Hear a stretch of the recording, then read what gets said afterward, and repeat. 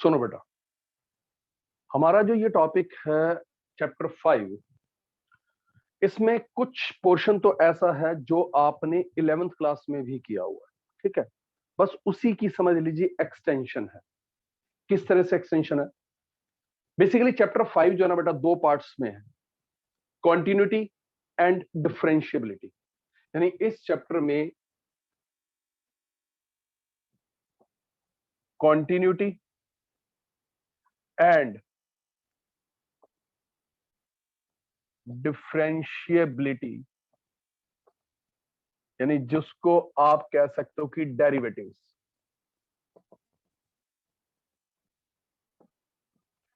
अब आप कहोगे डेरिवेटिव्स बिल्कुल हमने 11th क्लास में पढ़े थे, कॉन्टिन्यूटी नहीं पढ़ा था, राइट। बट मैं आपको बता दूं बेटा, एक सेकंड में इंक डाल लूं। अब जो बेटा हम कॉन्टिन्यूटी करेंगे, अगर मैं आपको बताऊं कि कॉन्टिन्यूटी का भी 50% से ज्यादा पोर्शन हम 11th क्लास में कर चुके। अगर हम ज्योमेट्रिकल वे में कहें कि what is the meaning of continuity of a function, ध्यान से समझिएगा बेटा। मैं कुछ सिचुएशंस यहां पर बना रहा हूं। मान लीजिए ग्राफ है मेरा, ठीक है। एक सिचुएशन ये बना दी, एक ये ले ली, एक यहां पर। ध्यान से देखिएगा, एक ग्राफ ना कहीं से ऐसे आ रहा है और ये पॉइंट है ए, और ये समझ लो यहां से ब्रेक हुआ और ये यूं चला। एक मैंने देखा मेरा फंक्शन यहां से आ रहा था, ठीक है, और ये पॉइंट ए है, लेकिन इस ए की वैल्यू ये यहां पर थी, यानी ये है f A, this is F. फिर एक सिचुएशन दिखाता हूं मैं। यहां से मेरा ग्राफ जो है बेटा यूं चला जा रहा है, और इधर से इस जगह से यूं आ गया जैसे, ठीक। ये पॉइंट है ए, यहां पर है पॉइंट ए, और एक सिचुएशन में क्या हुआ, ये यूं और इधर से यूं, बिल्कुल यूं मिलते हुए यहां पॉइंट है ए। अब ध्यान से समझना बेटा, मैं मतलब आपको एक बेसिकली हमारे सिलेबस में क्या है, हमें एक फंक्शन दिया जाएगा, कोई भी फंक्शन होगा, वो पीस वाइज फंक्शन हो या सिंपल फंक्शन हो, और हमें कहेंगे इसकी कॉन्टिन्यूटी चेक कीजिए एट ए पॉइंट।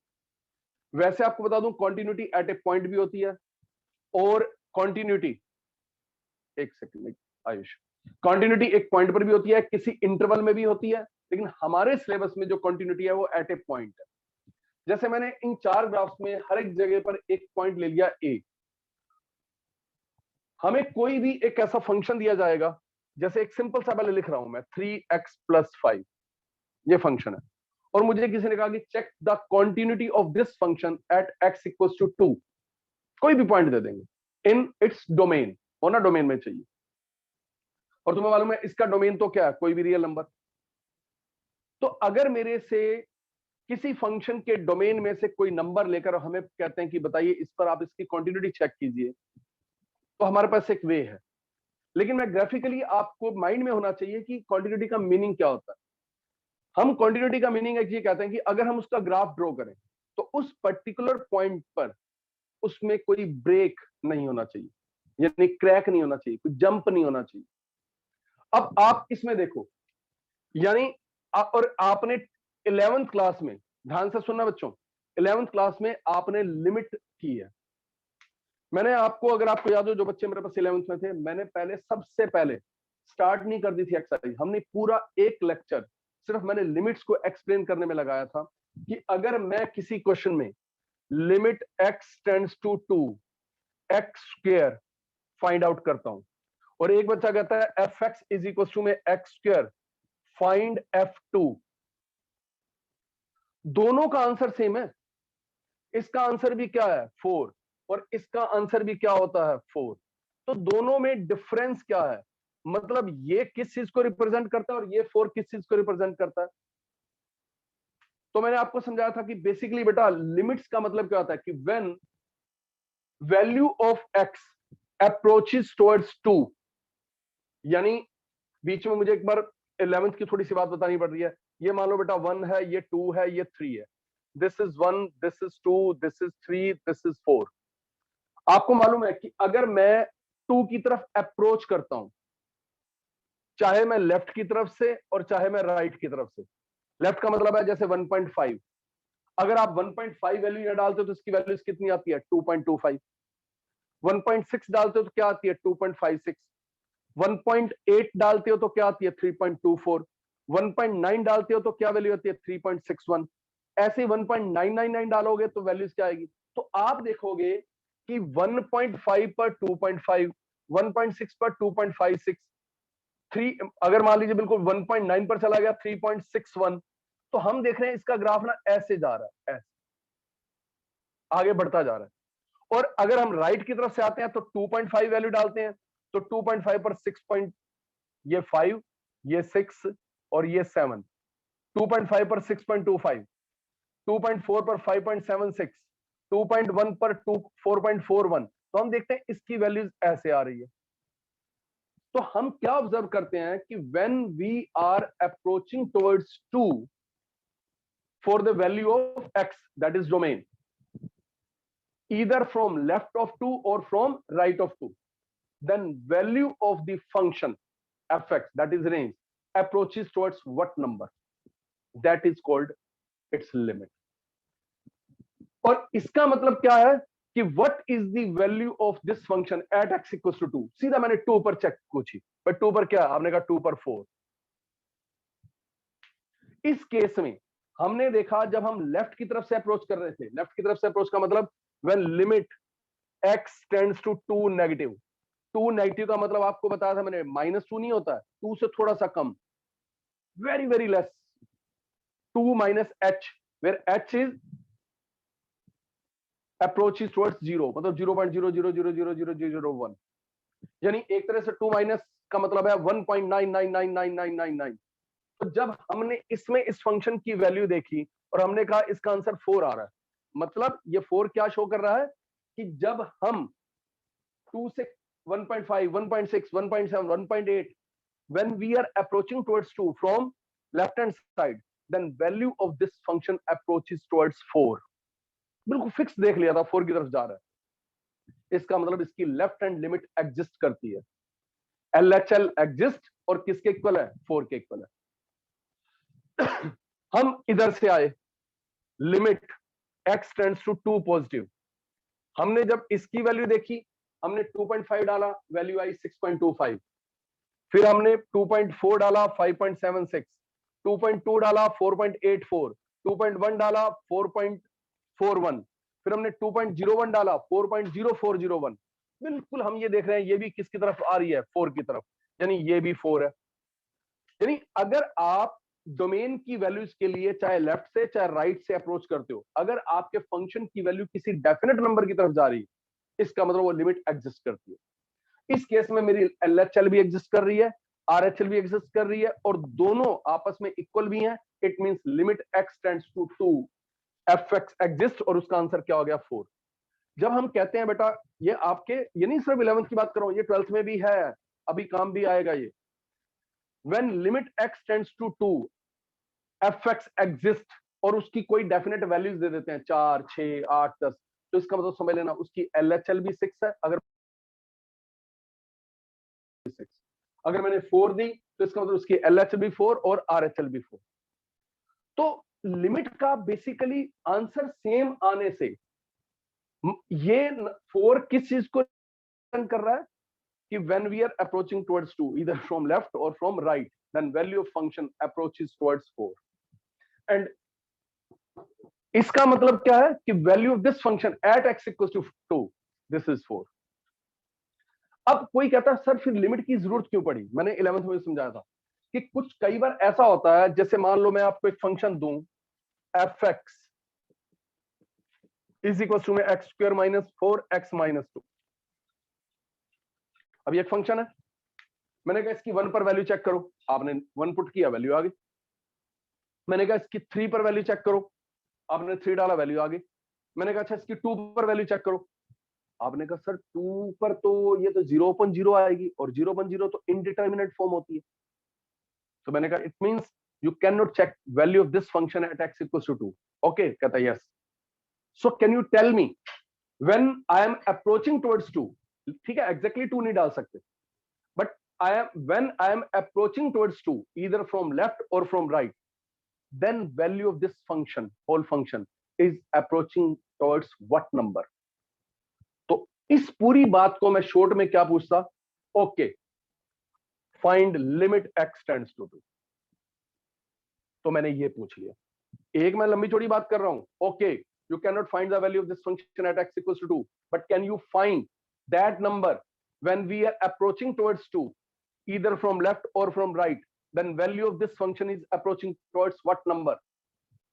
So मैंने इतनी लंबी चौड़ी बात को कह दिया, okay find limit x tends to 2 for this function. It means जो आप मुझे आंसर निकाल के दिखाओगे, आपको मालूम है इसको सॉल्व करने के हमारे पास 3 मेथड होते हैं।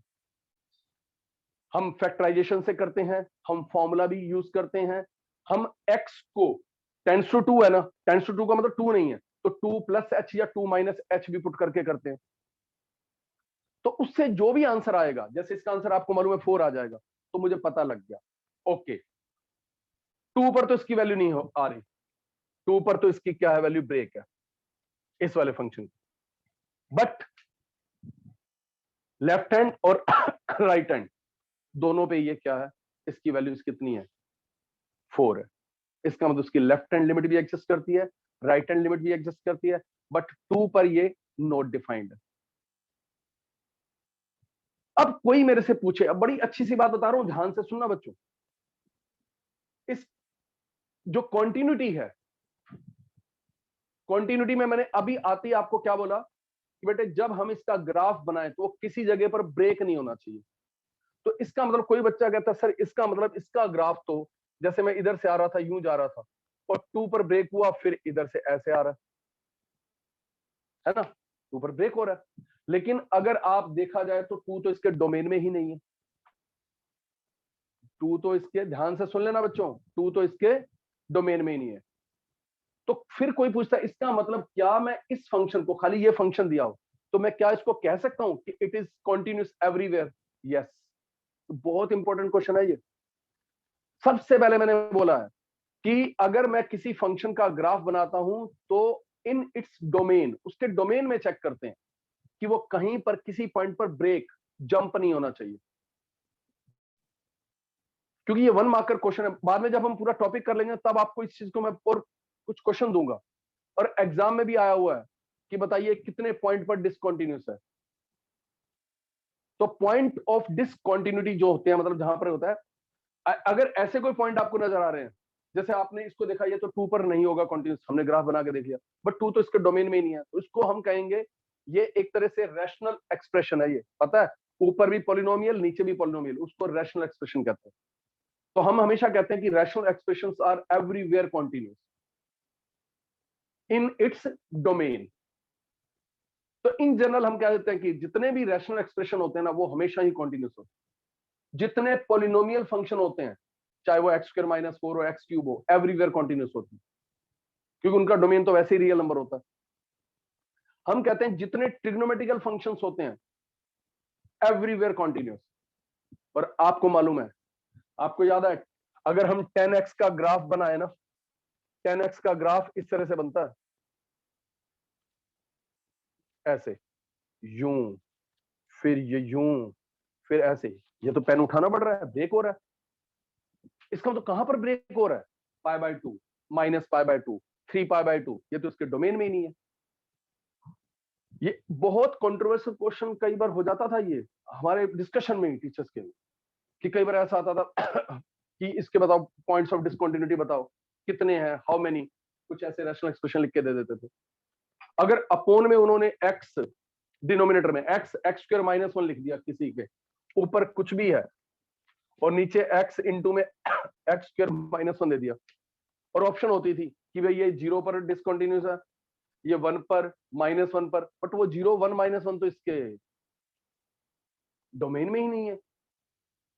तो याद रखना, हम हमेशा जो कॉन्टिन्यूटी चेक करते हैं किसी भी फंक्शन के डोमेन में चेक करते हैं। अगर कोई पॉइंट उसके डोमेन में ही नहीं है तो वहां पर अगर वो ब्रेक हो भी रहा होगा ना तो हम कहेंगे नहीं, दिस इज कॉन्टिन्यूस। तो आप एक चीज बस सब समझ लीजिए, अभी मैंने कोई टॉपिक शुरू नहीं करवाया, कैसे करना है वो अलग है। ये ग्राफिकली तो एक कॉन्सेप्ट समझा रहा हूं कि हमारे माइंड में हो कि हम कॉन्टिन्यूटी का टॉपिक कर रहे हैं, पता तो हो कि फंक्शन की कॉन्टिन्यूटी का मतलब क्या होता है। How to check, how to find, वो अलग बात है, वो तो एक फॉर्मेट है, मैं आपको बता दूंगा। लेकिन हमारे माइंड में, हम पढ़ रहे हैं, 12th क्लास के स्टूडेंट है, हमें पता तो हो कि एक्चुअली कॉन्टिन्यूटी का मीनिंग क्या होता है।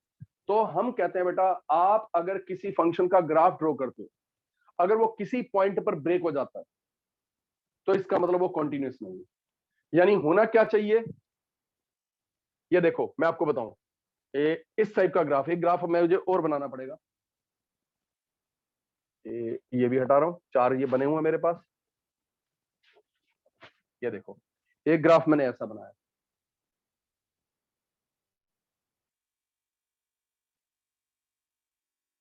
ये ए, दिस इज एफ। मैं सर्कल नहीं बनाता हूं, सर्कल फिर आपको शो करेगा कि जैसे बस ऐसे कर, ये एफ। अब देखो बेटा, ए माइनस है कम। यहां से आप देख रहे हो कि फंक्शन इधर आते आते किस पॉइंट की तरफ जा रहा है, इसी पॉइंट की तरफ जा रहा है, ये जितना भी है। उधर से आओ, अगर ए प्लस की तरफ, ये ग्राफ भी कहां जा रहा है, इसकी तरफ। और ए पर भी क्या है, कॉन्टिन्यूस। एक तो लिमिट एडजस्ट करनी चाहिए, जो आप 11th में कर चुके हैं। यानी अगर आप किसी फंक्शन की कॉन्टिन्यूटी चेक करना चाहते हो तो उसकी एलएचएल, आरएचएल और एफए तीनों आपस में इक्वल होने चाहिए। अब इस केस में आइए, यहां पर इसकी एलएचएल एग्जिस्ट कर रही है, limit x tends to a minus f x exist कर रही है, और जिस नंबर की तरफ ये जा रहा है उधर से ये आ रहा है, ए प्लस बी। और limit x tends to a plus f x, ये दोनों एग्जिस्ट भी कर रहे हैं और आपस में इक्वल भी हैं। इसका मतलब लिमिट तो एग्जिस्ट कर रही है, बट यहां पर एफ ए पर तो कोई वैल्यू ही नहीं है, f a is not defined, ठीक है। But F a is not defined. मुझे अब ये फंक्शन तो दे ही नहीं रखा उसने कि कहीं ए उसके डोमेन में है ही नहीं है। मैंने तो सिर्फ इस ग्राफ को देखकर बता दिया कि इसकी लिमिट एग्जिस्ट कर रही है, बट ए पर ये क्या हो रहा है, ब्रेक हो रहा है। इसका मतलब this is not continuous at x equals to a, क्योंकि कॉन्टिन्यूटी की कंडीशन है एलएचएल, आरएचएल और एफ ए तीनों इक्वल होने चाहिए। एलएचएल आरएचएल दोनों एग्जिस्ट करने चाहिए, और एग्जिस्ट होने के बाद दोनों आपस में इक्वल भी होने चाहिए। मैं एक सिचुएशन और भी बना के दिखाऊंगा मैं तुम्हें, ये मैं इसको ब्रेक करके यहां पर एक और भी लूंगा जरूर। ये देखो, अब यहां पर आओ, पहले तो इस केस में आप देख रहे हो, ये हमारी समझ लो एलएचएल है। ग्राफिकली समझ जाओ, ठीक है, नहीं तो जो फॉर्मेट बताऊंगा उससे क्वेश्चन तो सारे 4 नंबर तो आपके फुल आएंगे 5 नंबर जो भी 3 नंबर का आएगा। ये ए नेगेटिव तुम देख रहे हो, ये इस नंबर की तरफ जा रहा है, इधर से ए प्लस है, ये भी इस तरफ जा रहा है। यहां पर limit x tends to a negative, limit x tends to a positive, दोनों एग्जिस्ट कर रहे हैं और आपस में इक्वल भी हैं। और यहां पर ए पर भी वैल्यू है, ए पर ये वैल्यू है। जैसे वो आपने 11th क्लास में भी रिलेशनल फंक्शन में कुछ ग्राफ बनाए थे, पीस वाइज फंक्शन होते थे, तो अलग अलग पॉइंट्स पर वैल्यू देखते थे। ए पर ये डिफाइन है, एफ ए इज डिफाइंड,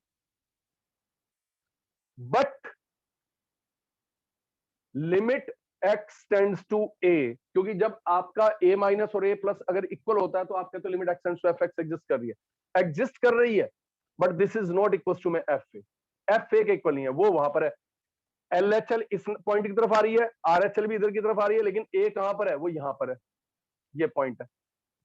इस केस में भी मैं कहूंगा कि फंक्शन जो है कॉन्टिन्यूस नहीं है। इसका मतलब बेसिकली अगर बीच में से हम यहां पर एक ऐसा ब्रेक सा लगा दें, देखो बिल्कुल यहां पर, क्योंकि ए पर भाई मैंने मान लो 5 है, 4.9 पर, 4.99 पर वैल्यू, लेकिन जैसे मैंने 5 पर पूछी तो 5 पर वैल्यू से ऊपर थी, तो बीच में उस पॉइंट का गैप आ गया, इसका मतलब ये फंक्शन ब्रेक हो गया, ब्रेक होते इसका मतलब कॉन्टिन्यूस नहीं है। तो ये ब्रेकिंग कब होगी? जब ये ग्राफिकल समझा रहा हूं कि लिमिट एग्जिस्ट कर रही है, लेकिन अगर एफ ए की वैल्यू उसी नंबर की तरफ नहीं हुई तो 100% उस पॉइंट का, मेरी बात ध्यान से समझिए बेटा, ये मान लो A5 है, मैं यहां पर 4, 4.1, 4.2, 4.3, 4.9, 4.9999 पर वैल्यू कुछ आ रही है, लेकिन जैसे मैंने 5 पर देखी और ये मान लो आपका 7 था, तो सब वैल्यूज किसकी तरफ आ रही थी? 7 की तरफ आ रही थी। लेकिन जैसे ही मैं ए पर आया, ए पर वैल्यू 12 आ गई। तो इसका मतलब तुम्हें मालूम है कोई भी कर्व, कोई भी लाइन सेट ऑफ पॉइंट्स ही तो होते हैं, और हर पॉइंट किसी ना किसी नंबर को रिप्रेजेंट करता है, ठीक है? तो 5 पर जो वैल्यूज है वो आ गई 12, तो उस पॉइंट का वो जो, जैसे आप कह लीजिए पॉइंट का नीडल टाइप ब्रेक आ गया, और ब्रेक आने का पर्पज ही, मतलब रीजन ही वही था कि इसका मतलब ये आपस में इक्वल नहीं है। इस केस में आप देखो, इस केस में आपकी limit x tends to a minus f x exist कर रही है। एग्जिस्ट क्यों कर रही है? एग्जिस्ट कोई भी लिमिट कब करती है? जब किसी फिक्स नंबर की तरफ जाती है, एग्जिस्ट कर रही है। राइट हैंड लिमिट भी एग्जिस्ट कर रही है, और यहां पर a पर भी वैल्यू यही है, तो ये आपस में f a के इक्वल भी है। इसका मतलब दिस फंक्शन इज कॉन्टिन्यूस। ये भी डिसकंटिन्यूस है, ये भी डिसकंटिन्यूस है। ये तो डिसकंटिन्यूस क्यों है? क्योंकि यहां पर तो एफ ए डिफाइन ही नहीं है। अब आप यहां पर आइए, ये पॉइंट ए है, ए पर वैल्यू यही है, ये एफ ए है। ये आपका ए मान लीजिए प्लस है, तो ए प्लस पर भी वैल्यूज किसकी तरफ आ रही थी? इसी पॉइंट की तरफ आ रही थी। इसका मतलब इसकी limit x tends to a plus f x, और आपस में ये तो एफ ए के इक्वल है, लेकिन आप इसका एरो देखिए, इसका मतलब ए नेगेटिव पर वैल्यूज कहां चलती जा रही है? पता नहीं कहां जा रही है, किस फिक्स नंबर की तरफ तो जा ही नहीं रही है। इसका मतलब क्या हुआ? इसकी लेफ्ट हैंड लिमिट एग्जिस्ट करती है, ये सब 11th में बताए हुए हैं, और राइट हैंड लिमिट एग्जिस्ट नहीं करती है। याद करिए, मैंने एक आपको ग्राफ बनवा के दिखाया था, limit x tends to 0 1 upon x का, अगर आपको ध्यान हो तो। हमने कहा था बेटा ये है 0, ये 0, ये मान लीजिए -1 और ये 1। मुझे किसी ने कहा कि ये लिमिट एग्जिस्ट करती है, मैंने कहा चेक करता हूं। चेक हम कैसे करते हैं? हम 0 की तरफ अप्रोच करते हैं, लेफ्ट की तरफ से भी और राइट की तरफ से भी। मैंने लेफ्ट की तरफ से अप्रोच करना शुरू किया, मैंने सबसे पहले माइनस का 0.5 डाला। सोचो, 1 अपॉन माइनस का 0.5, 0.5 का मतलब समझते हो? हाफ। तो ये 1/2 ये ऊपर चला गया, यानी कि इस पर वैल्यूज आ गई -2। फिर मैंने कहा अच्छा अब और पास चलते हैं, -1 डाला। जैसे ही -1 डाला यहां पर पहुंच गया, तो वैल्यूज आ गई 10। फिर मैंने कहा अच्छा 0.01 डाल दो, इसका मतलब 100। 1 अपॉन माइनस का 0.01, आप समझ लीजिए बेटा, 1 अपॉन में ये माइनस तो यहां लगा दो, और ये 1 अपॉन 100 है, तो ये आ गया 100। तो आप देखोगे इसका ग्राफ ना ऐसे चला जाता है, ये यूं, और जैसे जैसे आप जीरो के पास जाओगे 0.001 और लाखों करोड़ों में पहुंच जाएगा। यानी इसकी वैल्यू किसकी तरफ जा रही है? नेगेटिव इन्फिनिटी की तरफ। और इधर से सेम चीज इधर से है, अगर मैंने 0.5 डाला तो आप कहोगे सर 2, 0.1 डाला 0.1 सर 10, 0.01 डाला 100। तो इसका ग्राफ ऐसे चला जाता है। अगर किसी ने नहीं भी पढ़ा, किसी ने करवाया होगा ना, तो बुक में आपने जरूर ऐसी एक फिगर देखी होगी। इसका मतलब जीरो, जब हम ये पूछते हैं ना, तो हम कहते हैं ना तो इसकी लेफ्ट हैंड लिमिट एग्जिस्ट करती है, ना ही राइट हैंड लिमिट एग्जिस्ट करती है, तो इक्वालिटी की तो बात ही दूर होगी। इसका मतलब ये लिमिट एग्जिस्ट कभी करती नहीं है। मतलब 2-3 सिचुएशन होती हैं, कभी कभी क्या होता है, लेफ्ट हैंड लिमिट एग्जिस्ट करती है, राइट भी एग्जिस्ट करती है, बट उनकी वैल्यू सेम नहीं होती। जैसे इस टाइप का ग्राफ हो, मान लीजिए मैं, ये ए है, ये वैल्यूज आ रही है ए, यहां से ग्राफ आया और ये यूं चला गया ऐसे इस जगह, और ये ए प्लस के लिए ग्राफ आया, वो यूं चला गया ऐसे। दोनों जा तो फिक्स नंबर की तरफ रहे हैं, ऊपर से आ रहे हैं, यहां पर से आया और ये यूं इस जगह, और ये यूं। इसका मतलब क्या हुआ? इसकी एलएचएल भी एग्जिस्ट कर रही है, आरएचएल भी एग्जिस्ट कर रही है, बट आपस में इक्वल नहीं है। तो तब भी हम ओवरऑल क्या कहते हैं? लिमिट एग्जिस्ट नहीं करती। तो जब लिमिट ही एग्जिस्ट नहीं करती है तो कंटिन्यूटी की बात ही खत्म होगी, तो अपने ब्रेक आएगा ही आएगा।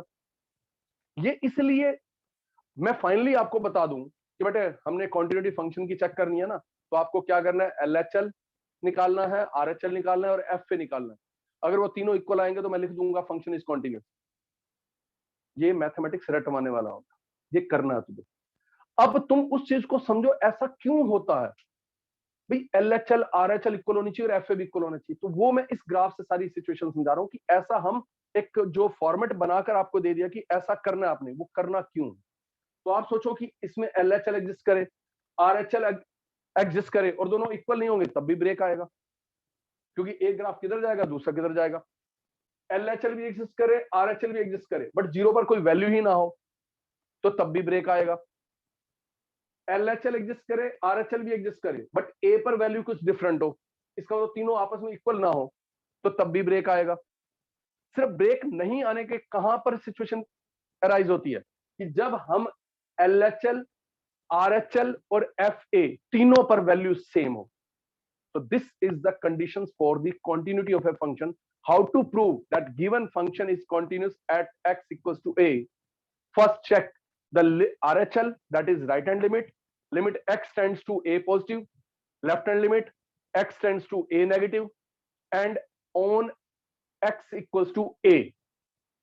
For all these three, हमारी left hand limit, right hand limit और FA तीनों इक्वल होने चाहिए। अगर तीनों इक्वल है तो फंक्शन कॉन्टिन्यूस। मतलब वहां पर आपने ये ग्राफ रूप बनाने नहीं है, लेकिन आपके माइंड में एक पिक्चर ये जरूर होनी चाहिए कि भाई ऐसा क्यों करते क्यों है। तो ये सी, अब देखो इस केस में आप देख रहे हो इसकी राइट हैंड लिमिट और FA दोनों इक्वल है, लेकिन ये वाली लिमिट तो एग्जिस्ट ही नहीं करती है क्योंकि किसी इंफिनिटी की तरफ जा रही है। x tends to a minus fx does not exist. तो आप समझ सकते हो बेटा, जब एग्जिस्ट ही नहीं करता तो इक्वालिटी कहां से आई। मैंने अभी एक ग्राफ बनाया था बीच में, अब जैसे यही है, चलो ये ग्राफ ले लेते हैं। इस केस में ना तो इसकी लेफ्ट हैंड लिमिट एग्जिस्ट कर रही है ना राइट हैंड लिमिट एग्जिस्ट कर रही है। तो जब दोनों एग्जिस्ट ही नहीं करती फिर इक्वालिटी की बात खत्म। वो ब्रेक 100 कितना बड़ा ब्रेक आ रहा है फंक्शन में, वहां तो बल्कि और बहुत बड़ा ब्रेक होगा। यहाँ तो बिल्कुल सुई के बराबर एक पॉइंट था, ठीक है ना, और यहाँ पर तो एग्जिस्ट नहीं कर रहा। तो वैसे तो बहुत डिटेल है बेटा कॉन्टिन्यूटी की, कि हम एक कॉन्टिन्यूटी को कहते हैं रिमूवेबल। रिमूवेबल का मतलब होता है कि आप रीडिफाइन करके ना फंक्शन को, उसको आप करेक्ट कर सकते हो, क्योंकि यहाँ ये रिमूवेबल है। यहाँ पर LHL RHL एग्जिस्ट कर रही है। मान लीजिए ब्रेक इवन पॉइंट में उसने कहा जब x इक्वल टू 5 हो ना तो 12 है, उस 12 को रीडिफाइन करके मैं 7 ही लिख दूं तो ये कॉन्टिन्यूस हो जाएगा, सेम बन जाएगा ना ये। लेकिन जहां पर लिमिट एग्जिस्ट ही नहीं करती है, जहां ये फर्स्ट काइंड की डिसकंटिन्यूटी है, ये सेकंड काइंड की डिसकंटिन्यूटी है जिसमें दोनों ही एग्जिस्ट नहीं करती हैं। ये फर्स्ट काइंड की क्यों कॉन्टिन्यूटी है, देखा जाए तो इसका लेफ्ट जो राइट हैंड लिमिट है, राइट हैंड लिमिट कॉन्टिन्यूस है। ऐसे ही लेफ्ट हैंड भी कॉन्टिन्यूस हो सकता है। ये मतलब कॉन्टिन्यूटी बहुत वास्ट टॉपिक है। मैं हमेशा एक चीज कहता हूं बेटा, जब किसी भी क्लास में आप कोई टॉपिक को फर्स्ट टाइम पढ़ते हो तो that is not the end of that topic, वो तो एक बिगिनिंग है। मैंने बार बार मैं इस चीज को कहता हूं कि आप कंपैरिजन कैसे कर सकते हो 9th की प्रोबेबिलिटी से। पहली बार इंट्रोड्यूस हुई तो वो एंड नहीं था, 10th में पढ़ी, 11th पढ़ी, अब 12th में और कितनी पढ़ोगे। तो अब कॉन्टिन्यूटी आपने आज तक पहले नहीं पढ़ी है, तो आप सोचो जो लेवल 9th क्लास में प्रोबेबिलिटी का था वही 12th क्लास में आपका लेवल क्वांटिटी का क्या, वही वाला लेवल। बहुत वास्ट टॉपिक है कैलकुलस। तो आप सोचो जो ग्रेजुएशन और पोस्ट ग्रेजुएशन करते हैं कैलकुलस ही तो पढ़ते जा रहे हैं, फंक्शन कैलकुलस, तो सब कुछ वही है। ये तो आपके लिए एक प्राइमरी क्लास है क्वांटिटी की। तो बहुत डेप्थ में जाने की जरूरत नहीं है, सिर्फ अपने माइंड में एक कॉन्सेप्ट रखना कि कॉन्टिन्यूटी का मतलब होता है कि जब हम उसका ग्राफ बनाए तो कहीं पर ब्रेक नहीं होना चाहिए, ठीक है। 10x का ग्राफ ब्रेक होता है लेकिन जिन जगह पर ब्रेक होता है वो उसके डोमेन में नहीं। तो इसलिए ये हम इस पॉइंट को हमेशा यूज करते हैं कि every trigonometrical function are continuous everywhere. Everywhere मतलब in its domain. All the rational expressions are continuous. अगर हम इन इट्स डोमेन नहीं भी कहते हैं तो मतलब वो फिक्स है इन इट्स डोमेन। ऑल दी पॉलिनोमियल फंक्शन, क्योंकि पॉलिनोमियल फंक्शन का डोमेन वैसे ही रियल नंबर होता है, एवरीवेयर कॉन्टिन्यूस। रैशनल एक्सप्रेशन में तो आपको मालूम है डोमेन में जो डिनोमिनेटर है वो जीरो नहीं होना चाहिए। 11th क्लास में किए हैं कुछ question, find the domain, denominator में x square minus 6x plus 8 दे दिया तो हम कहते थे रियल -2, 4, है ना। तो अब उसी चीज को 11th वाली बात को बेटा हम यहां पर समझो आगे बढ़ाएंगे। तो ये तो मैंने सिर्फ आपको कॉन्सेप्ट समझाने के लिए बनाया है कि कहां पर कॉन्टिन्यूटी, यहाँ ये सिर्फ इसमें पूरे ग्राफ जो फिगर है इसमें सिर्फ यही एक ऐसा है जहां पर फंक्शन कॉन्टिन्यूस है, और बाकी जगह डिसकॉन्टिन्यूटी है, और उनका एक ही रीजन है, ये सिचुएशन को सेटिस्फाई नहीं करता। ठीक है, एक बार इसको क्लिक कर लो बस। और अब मैं आपको सीधा कॉन्टिन्यूटी का फॉर्मेट लिखवाता हूं कि जो आपको नंबर दिलवाएगा। क्लिक कर लेना बच्चों, इसको क्लिक कर लो फास्ट।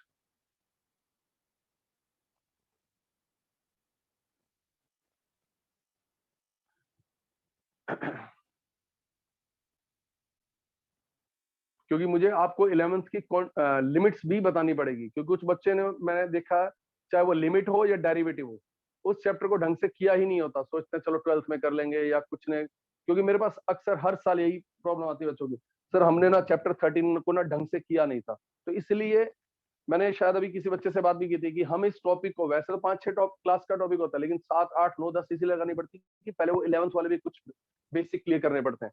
क्योंकि होता क्या है, जब टॉपिक खत्म हो जाता है तो एंड में ऐसे ऐसे महारथी होते हैं, सर मुझे तो ना इसके बेसिक खत्म हो जाता है टॉपिक, तब जाकर बात करते हैं, सर मुझे ना 11th में मैंने इसको छोड़ दिया था, मैंने करा नहीं था, तो मुझे तो समझ ही नहीं आया पूरा, खत्म होने के बाद बात करते हैं। तो फिर मैंने, वो बेचारे खुद तो बोल नहीं सकते, तो हम क्या करते हैं भैया, हम ही बता देते हैं आपको कि कैसे था।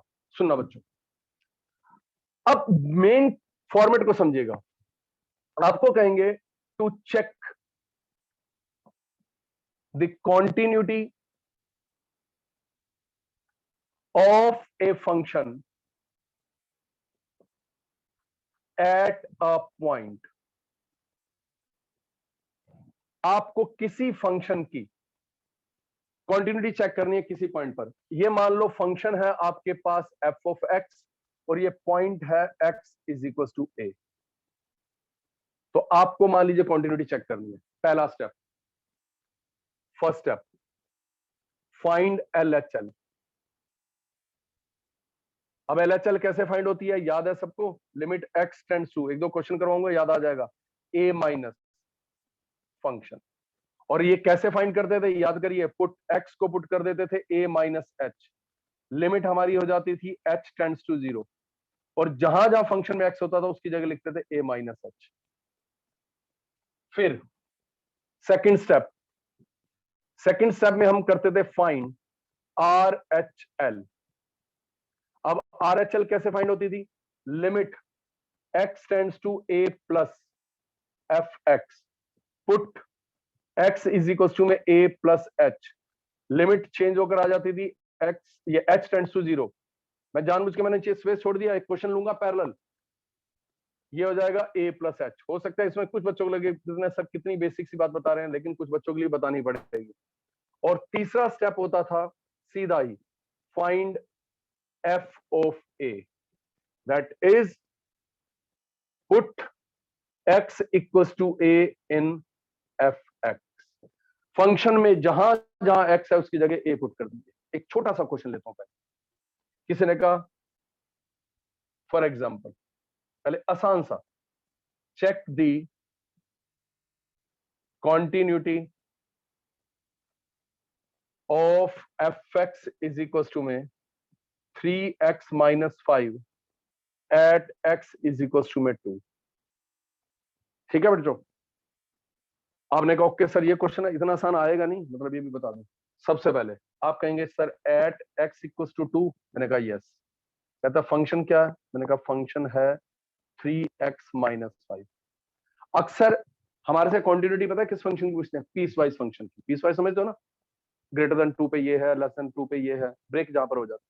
ठीक है, तो अब देखो, सबसे पहले मैंने लिया LHL।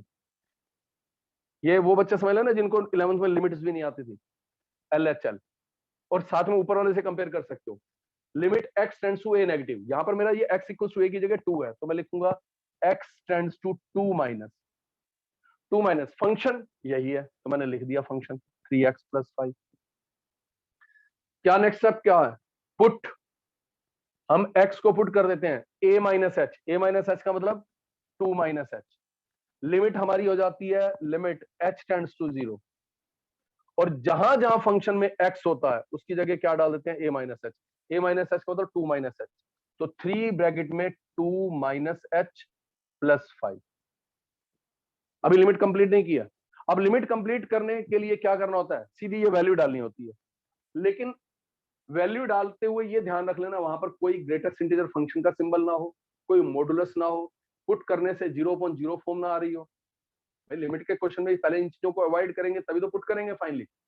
तुमने देखे थे 11th में जितने भी हमने क्वेश्चन अच्छे क्वेश्चन किए थे, अगर आपको याद हो मैंने पहली क्लास में 8 10 15 में तो आपको क्या देता बेटा, ये वाले घर में कर लेना, डायरेक्ट वैल्यू पुट करनी है। लेकिन एग्जाम में कौन सा आता है कि जिनमें डायरेक्ट पुट करने से 0.0 फॉर्म आती है, फिर वहां हमें थोड़ा काम करना पड़ता है, कोई फॉर्मूला अप्लाई करना पड़ता है, फैक्टराइज करना पड़ता है ना। तो यहां पर मैंने देखा ना तो कुछ जीरो को पुट कर रहा हूं, कोई 0.0 फॉर्म नहीं आ रही, तो मैंने पुट कर दिया 2 माइनस 0 प्लस 5। तो आपने कहा सर ये तो 3 2 जा 6 और 5 ये क्या आ गया 11, तो आपकी राइट हैंड साइड मिल गई आपको 11। अब आए कहां पर, RHL पर। RHL limit x tends to, ऊपर देखते जाओ 2 प्लस, फंक्शन यही है क्योंकि जो पीस वाइज फंक्शन होता है उसमें सोचना पड़ता है। 2 प्लस का मतलब ग्रेटर देन 2 के लिए कौन सा लें, 2 माइनस का मतलब लेस देन 2 के लिए कौन सा लें। यहाँ तो फंक्शन ही एक ही है तो ज्यादा दिमाग लगाने की जरूरत ही नहीं है। अब लेकिन काम फिर वही, put x is equal to में 2 प्लस एच, लिमिट हमारी क्या हो गई h टेंड्स टू 0, फंक्शन में जहां जहां x है उसकी जगह 2 प्लस एच डाल दिया -5। और यहां से अब मैंने फिर देखा कि यहां पर भी डायरेक्ट पुट करने से कोई 0.0 फॉर्म नहीं आ रही, कोई मॉडुलस नहीं लगा हुआ, कोई ग्रेटेस्ट इंटीजर का फंक्शन नहीं है, सब कुछ फ्री है उससे। तो इसका मतलब वैल्यू डाल दो 3 2 प्लस 0 माइन, ये प्लस प्लस लेना ना, अच्छा माइनस है, अब इसको प्लस कर देता हूँ यार, ये कर दिया तो ठीक है, तो +5, फंक्शन सेम है तो ये आ गया बेटा प्लस प्लस 5। तो दिस इज 3 2 6 प्लस 5 यानी कि 11। अब देख लिया जैसे ही LHL RHL इक्वल आ गई तो अब लिमिट तो एग्जिस्ट कर रही है। अब कंटिन्यूटी चेक करने के लिए मुझे ये भी देखना पड़ेगा कि क्या वह कौन सी वैल्यूज हमने नाउ, अब सीधा F2 निकालना है। देख लीजिए थर्ड स्टेप, फाइंड F पे, F2 निकालिए। F2 के लिए बेटा मैंने सीधी वैल्यू डाली 3 इंटू में 2 प्लस 5, 6 प्लस 5 कितना आ रहा है 11 आ रहा है, तो हमने लिख दिया because LHL is equal to में RHL इज इक्वल टू में F2, तो therefore function is continuous at x equals to में 2। तो ये इस पॉइंट पर कॉन्टिन्यूटी चेक हो। अब आप सोचो ये वाला क्वेश्चन तो आपने 11th क्लास में किया है, 12th में सिर्फ ये काम बढ़ा। अब ये मैंने इतनी डिटेल में क्यों करवाया है, स्पेशली बता रहा हूं, ये रिकॉर्ड हो रही है बातें, कल को पहले तो ऑफलाइन में मैं बता दे रहा हूँ 8 10 क्लासेस खत्म हो गई, उसके बाद एंड में सर डेरिवेटिव ना मैंने 11th में किए नहीं थे, मैंने कंटिन्यूटी की नहीं थी, मैंने इसलिए मुझे समझ ही नहीं आया। तो मैं उन बच्चों के लिए 11th वाली चीज छोटी सी बात दोबारा दोबारा समझाता हूँ कि कल को कोई ये ना कहे कि मैंने तो 11th में किया नहीं था तो मैंने ये नहीं किया था। ठीक है, देखो बेटा मैं एक्सरसाइज 5.1 के एक दो क्वेश्चन लेता हूँ और मैं इसमें सबसे एक अच्छा क्वेश्चन ले लेता हूँ, वो 100% आप जैसे वंश ने पूछा औरों का भी जिन्होंने नहीं पूछा उनका भी डाउट वो क्लियर कर देगा। मैं इसको हटा रहा हूँ बेटा, ये देखो मैं इसमें एक सुंदर सा क्वेश्चन है, बल्कि हम उसको बड़ी बाद में करवाते हैं, लेकिन मैं क्योंकि मैंने जितना बेसिक आपको कंसेप्ट समझा दिया उसके अकॉर्डिंग आप उसको इजीली समझ लोगे। एक क्वेश्चन इसमें ले रहा हूं मैं 7th, ध्यान से देखना बेटा, एक्सरसाइज 5.1 का question number 7, f x piecewise function है, mod x plus 3 if x is less than equal to -3, ये मोड है। फिर कहता है माइनस का 2x कब, जब x ग्रेटर देन -3 हो और लेस देन 3, और 6x plus 2 if x is greater than equal to 3। ठीक है, अभी अगर आप कोई बच्चा हाथ नीचे करो बेटा सभी, अगर कोई स्टूडेंट इस क्वेश्चन को पढ़ रहा हो तो उस जो इसकी हेडिंग लिखी है वो डिफरेंट है, वो उसको नेक्स्ट क्लास में भी एक्सप्लेन करूंगा। मैं आपको सिर्फ मैंने उससे क्वेश्चन से फंक्शन लिया बस, और मैं आपको कहता हूं इसकी कॉन्टिन्यूटी चेक करो 3 पर एंड -3 पर। 2 क्वेश्चन दे दी, check the continuity of fx at x equals to 3 and x equals to -3। मैंने आपको खुद ये क्वेश्चन दिया, मतलब एनसीईआरटी में तो पूछा गया है कि find that all the points of discontinuity, उसमें 2-3 लाइनें और ऐड होती हैं, सेम क्वेश्चन होता है, 2 लाइनें सिर्फ और ऐड करते हैं, वो बाद में बताऊंगा। पहले तो अभी हम काम कर रहे हैं to check the continuity function at any point. ठीक है बच्चों, गरिमा आपका हाथ ऊपर है बेटा, हाथ नीचे, क्योंकि इस क्वेश्चन के कंप्लीट होने के बाद मैं आपके डाउट लूंगा अगर किसी का होगा तो। अब देखो गरिमा का उस दिन भी हाथ शायद नीचे नहीं हो रहा था, पता नहीं क्या था प्रॉब्लम। यहां पर मुझे अब 2 क्वेश्चन दे दिए गए, उन्होंने कहा इसकी 3 पर भी कॉन्टिन्यूटी चेक करो और -3 पर। ध्यान से सुनना, अब मैं पहला केस लेता हूं, एट x इक्वल्स टू 3। जैसे at x equals to a करते हैं ना, ये x इक्वल्स टू 3 है। सबसे पहले बेटा ILHL, वंश ध्यान से देख लियो बच्चे, limit x tends to 3 minus, 3 minus का मतलब होता है लेस देन 3। मैं साथ के साथ कर रहा हूं। अब किसी ने कहा ओके सर RHL भी कर दो, RHL limit x tends to 3 plus, और फिर उसके बाद थर्ड स्टेप आपको मालूम है F3 है ना, जो मैंने बल्कि जो करवाया था, जो आप मेरे से दोबारा पूछ रहे हो, तो बड़ा आसान सा था क्योंकि तीनों में फंक्शन एक ही था। यहां पर हमें फंक्शन भी चूज करना पड़ेगा कि इन तीनों में से कौन सा यहां लिया जाए, कौन सा यहां लिया जाए, कौन सा वहां लिया जाए। अब देखो, हमेशा आप रीड कैसे करना, x tends to 3 minus means x is less than 3। 3 minus का मतलब -3 नहीं होता है, 3 से थोड़ा सा कम, 2.9999, यानी x लेस देन 3। तो अब आ जाइए ऊपर, लेस देन 3 के लिए, लेस देन 3 के लिए कौन सा फंक्शन है, तो आप कहेंगे सर ये रहा, x इज लेस देन 3, तो आपने यहां पर लिया माइनस का 2x। फिर मैंने आप, ये 11th की बात हो रही है, यहां पर तो दोनों में 11th की बात चलेगी। हम क्या करते थे, हम उसके बाद पुट करते थे, क्योंकि x जो है ना वो माइनस, ये 3 माइनस के इक्वल नहीं है, इसके इक्वल नहीं है, मतलब 3 के। x टेंड्स टू, यानी अगर यहां पर 3 है तो x इसकी तरफ जा रहा है, 3 माइनस, ये 3 माइनस है, ये 3 प्लस है, और ये 3 है। तो इसका मतलब x की जो वैल्यू होगी वो 3 से थोड़ी सी कम होगी ना, तो हम x को क्या पुट कर देते हैं, 3 minus h, 3 minus h, where h is very very very small but positive, मतलब 0.00000001, तो 3 में से 3 से थोड़ा सा कम है। ये जो अभी में हमने बात करी है ना 0.00, ये 11th की बात है, जो 11th में भी समझाई थी। फिर उसके बाद क्या हो जाता है कि लिमिट, यहां पर h टेंड्स टू 0 आ जाता है, फंक्शन में जहां जहां भी x है उसकी जगह 3 माइनस h आ जाता है, तो 2 ब्रैकेट में 3 माइनस h। आप इन जनरल देखिए, इन जनरल जब मैंने बताया था limit x tends to a negative fx होगा, तो नेक्स्ट हमारा पॉइंट क्या होगा, हम करेंगे put x is equal to में a माइनस h, और फंक्शन में जहां पर भी x होगा उसकी जगह a माइनस h आ जाएगा, और हमारी लिमिट चेंज होकर क्या बन जाएगी, h टेंड्स टू 0। अब आप इन दोनों को कंपेयर कर सकते हो जो मैंने किया, ठीक है ना, आपके सामने शीट पर नहीं है तो इसलिए देख लेना। अब मैंने कहा था कि क्या होता है बेटा, हम लिमिट अप्लाई करते हैं, करने से पहले चेक करते हैं कहीं कोई मोड लगाओ, कहता नहीं है, कहीं कोई पुट करने से 0.0 फॉर्म आ रही हो, नहीं आ रही, तो कहता पुट कर दो, तो हमने इसको पुट कर दिया, -2 3 माइनस 0, h की जगह 0 डाल दिया, तो ये आंसर क्या आ गया, -6।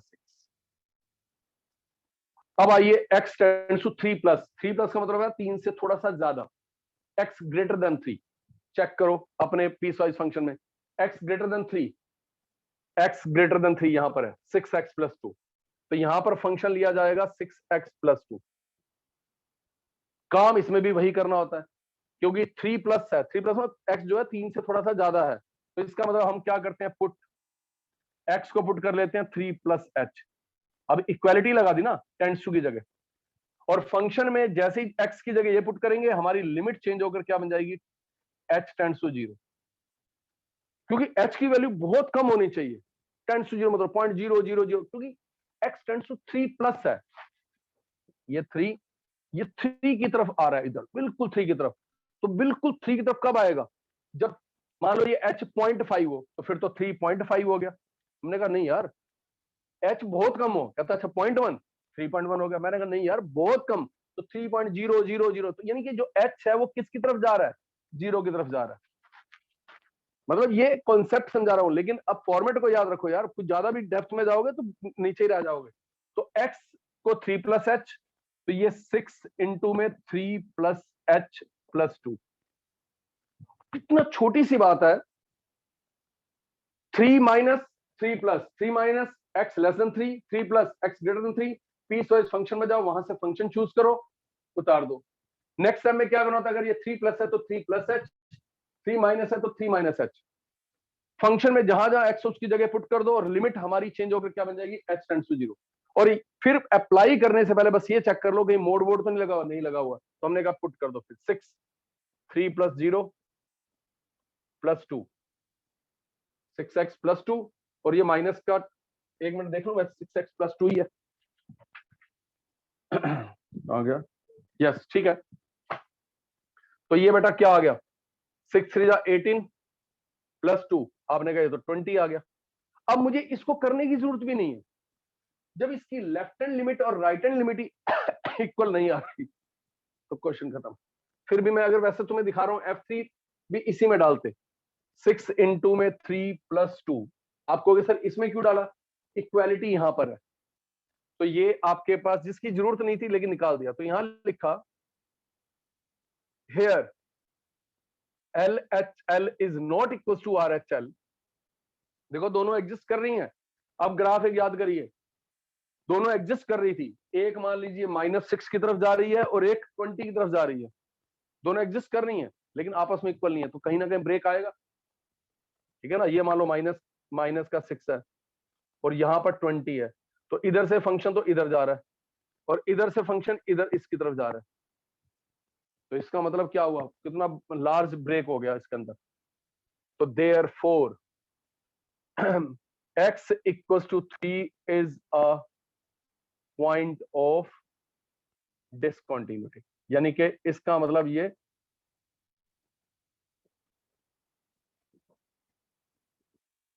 इसका मतलब इस पॉइंट पर ये एक डिसकंटिन्यूस है। अब मैंने आपको 3 पर चेक करने, -3 पर भी चेक करने के लिए कही थी। अब समझो वंश, और मैं वंश का नाम सिर्फ ले रहा हूं, लेकिन मतलब जिनके लिए भी तूने पूछा है, क्योंकि बहुत सारे बच्चे हैं जो चाहते थे पूछना, वो आप एक तरह से रिप्रेजेंट कर दिया आपने उसको, उनके लिए बेटा ये थर्ड एक क्वेश्चन और, ये 3 पर चेक किया, अब -3 पर भी चेक कर लेते हैं। और एग्जाम में जरूरी नहीं कि दोनों पर पूछे जाते हैं, किसी एक पॉइंट पर भी पूछ सकते हैं। तो समझो मेरा तीसरा क्वेश्चन, अब मैं चेक करने जा रहा हूं at x is equal to में -3, बिल्कुल सेम पैटर्न। सबसे पहले मैंने कहा LHL, LHL का मतलब limit x tends to -3 negative, RHL limit x tends to -3 positive, और फिर f-3 भी निकालूंगा, है ना। बस ये अपने माइंड में रखना सब बच्चे, ये जो ऊपर नंबर लिखते हैं ना, ये प्लस, ये नहीं माइनस माइनस मिलकर प्लस हो गया, चाहे -3 के टॉप पर माइनस लिखा हो या -3 के टॉप पर प्लस लिखा हो, दोनों केसेस में है ये नेगेटिव नंबर ही। इसका मतलब है -3 से थोड़ा सा कम, -3 से थोड़ा सा कम क्या हो गया, ये देखो, ये मेरी नंबर लाइन है, ये मान लो -3 है, इधर -4 है, ये -2 है, ये -1 है, -3 प्लस का मतलब है ये, मतलब -3 से थोड़ा सा बड़ा है तो नेगेटिव ही, और -3 से थोड़ा छोटा है ये भी नेगेटिव ही, ठीक है ना। तो ये चीज याद रखना, दोनों केसेस में होता ही है नेगेटिव ही है। तो अब आपने अब मेन चीज है, फंक्शन पे जाओ भाई, यहां मैं कौन सा फंक्शन लिखूं, यहां कौन सा लिखूं। जब सिंगल होता है फिर तो टेंशन ही नहीं है। अब यहां पर मैंने क्या बोला, रीड कैसे करना, ऊपर माइनस है ना, तो x लेस देन -3 जाइए, x लेस देन -3, आप कहेंगे सर मोड x +3, काम फिर वही क्या करना होता है, पुट एक्स को, ये आपका ए है, जो भी नंबर है ना वो आपके लिए ए है, तो आपने क्या करना होता है, ए माइनस एच, इसमें ए प्लस एच, तो ए माइनस एच का मतलब -3 माइनस एच, -3 ए है, खाली माइनस एच, इसको भी एक बार साथ में ले लेते हैं। X greater than -3, greater than -3 ये रहा, माइनस का 2x, इसमें भी आप कहोगे पुट x को पुट करो -3 प्लस एच, लिमिट बेटा चेंज होकर क्या बन जाती है, h टेंड्स टू 0, ये -2 ब्रैकेट में x की जगह क्या लग गया, -3 प्लस एच, उठा के 0 पुट कर दीजिए, -2 माइनस का 3 प्लस 0, बेटा ये 6 आ रहा है, नहीं आ रहा। अब आप यहां पर आओ, आपने कहा सर इधर ये limit h tends to 0, mod mod इसकी जगह आ गया माइनस का 3 माइनस का h प्लस 3, बस अब ध्यान से देखना। अब कोई वैसे कहता सर h को 0 पुट कर दो, नहीं, हालांकि इस क्वेश्चन में कोई फर्क नहीं पड़ने वाला, लेकिन आपका पहला काम होगा, कि मैंने 11th में बताया था कि जब भी मोड लगा हुआ ना तो पहले उसको हटाना।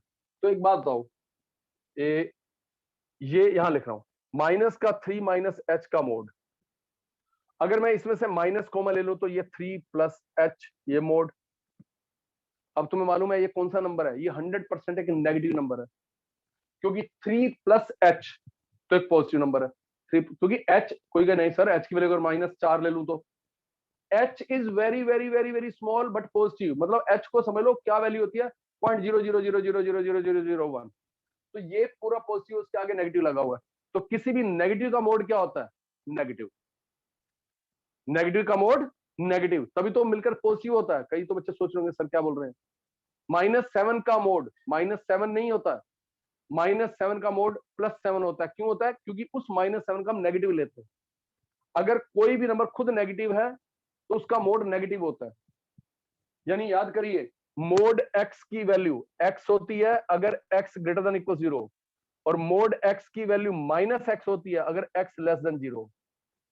लेस देन 0 का मतलब अगर नेगेटिव है तो उसके साथ नेगेटिव और लगता है, तभी तो पॉजिटिव बनता है, ठीक है, तो याद रख लेना। और एब्सोल्यूट का मतलब मैंने बताया था क्या होती है, ओरिजिन से डिस्टेंस, खैर, तो ये समझो हट गया माइनस, तो हमने कह दिया सबसे पहले लिमिट h टेंड्स टू 0, ये बन गया 3 प्लस एच, मोड हटा दिया। अब आपने बेटा वैल्यू पुट कर ली, अब किसी ने वैल्यू डाली, सर 3 प्लस 0 प्लस 3, ये भी कितना आ गया, 6। अब एक बच्चे ने कहा सर मैंने तो सीधा डाल दिया था h को 0, -3 -0 -3 -3 का मोड 3, टीचर करेक्ट कर देगा, लेकिन लिमिट तभी अप्लाई होती है जब ये मॉडुलस फंक्शन, मॉडुलस और ग्रेटेस्ट इंटीजर, स्मॉलेस्ट इंटीजर, ये सब साइन हट जाते हैं, ठीक है, करेक्ट वे यही है। याद नहीं है हमारे 11th में क्वेश्चन था 16 17, मोड x अपॉन x, उसमें अगर डायरेक्ट पुट कर दो तो सारे ही लिमिट एग्जिस्ट कर जाए, जबकि उनमें करती नहीं थी। अब -3, अब -3 किसमें पुट करें, इक्वालिटी चेक करो, -3 के साथ इक्वालिटी कहां पर है, आप कहेंगे सर यहाँ पर है, इसको तो इसमें पुट करना पड़ेगा, तो -3 का मोड +3, तो ये बेटा जी 3 + 3, ये भी कितना आ गया, 6। आपने देखा यहां पर तो तीनों इक्वल आ गए, so here LHL RHL is equals to f minus 3, so therefore function is continuous at x equals to -3। ये है आपका जो 4 नंबर का क्वेश्चन आता है, तो check the continuity of function at x equals to a at any point, वो अलग बात है। नेक्स्ट क्लास में बहुत सारे अच्छे क्वेश्चन करेंगे, उसी में कोई मिसिंग होगा कि उनकी वैल्यू निकालना, पैटर्न यही है। हाँ वंश, अब हाथ ऊपर कर,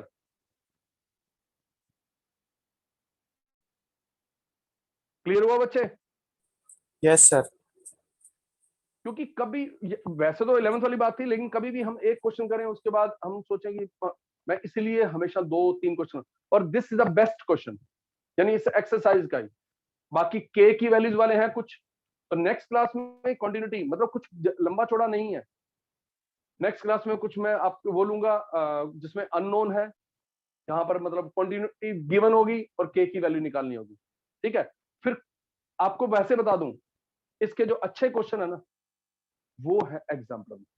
एग्जाम्पलर में ऐसा नहीं है बहुत कुछ उन्होंने वो दे दिया, कुछ टॉपिक के तो क्वेश्चन ऐसे बेकार से डाल दिए हैं कुछ भी, बेसिकली आपको बता दूं, ये जो एग्जाम्पलर बनाई थी ना एनसीईआरटी ने, ये बनाई थी कि जो एंट्रेंस की प्रिपरेशन करते हैं उनके लिए, बट उनमें क्वेश्चन का लेवल ऐसा नहीं कोई था, और कुछ ऐसे हैं तो इसलिए हम उनको यहाँ डिस्कस भी नहीं करते हैं।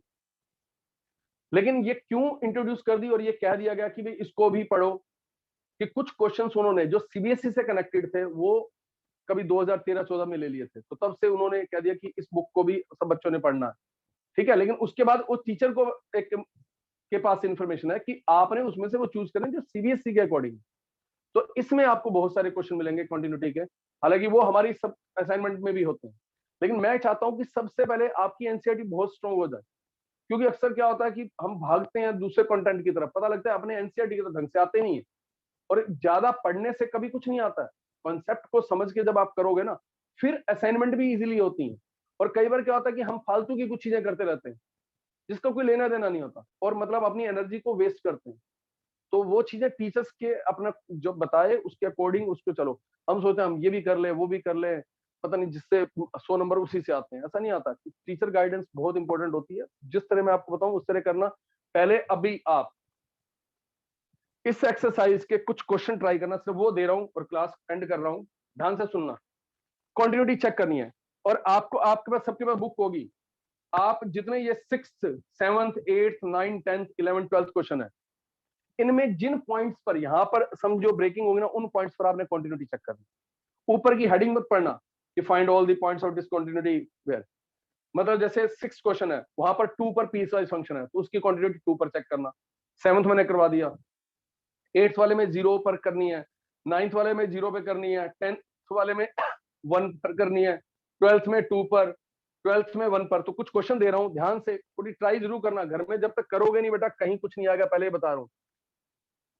संडे है, 2 दिन है, आराम से कम इस टॉपिक को भी, बहुत इजी टॉपिक है, इसमें आप जो मैं बता रहा हूं ध्यान से देखना। फर्स्ट इसी मेथड से करना, ठीक है। First, second, 4th, 5th, 6th, 7th, 8th, दोबारा कर लेना चाहे 9th, 10th, 11th, 12th, 13। आपको वे सारे ही दे दिए, क्योंकि एक जैसे ही मैं क्या करूं, 15, 16, ओके 17, 18 नहीं, ये नहीं, अच्छा 23। देखो अब जंप ले लिया सीधा 16 के बाद, 23, 24, बहुत अच्छा क्वेश्चन है 24, और 25। चलो ज्यादा नहीं, उसके बाद अननोन वाले आ गए, सारे एक जैसे हैं और कुछ तो बड़े आसान आसान से हैं। एक बार इसको नोट करके ना, ये होमवर्क है, फिर वही कोई बच्चा उस पर डाल देना, ठीक है बच्चे। हम फॉलो करो मुझे, मैंने बार बार कहता हूँ फॉलो मुझे करो, यहीं पर ट्विटर और उस पर करने की जरूरत नहीं है, यहाँ तो फॉलो करो, तो 100% आपके बैट अच्छे रिजल्ट ही निकलवाऊंगा, और मेरा भी उसमें फायदा है बेटा, ठीक है ना। तो हमारी भी एक रेपो बनती है, अगर अच्छे रिजल्ट आपके आएंगे तो पेरेंट्स तो खुश होंगे होंगे, हम भी खुश होते हैं पेरेंट्स से भी ज्यादा, ठीक है। हाँ बोलो देवम। सर एच की वैल्यू हमेशा 0 होगी।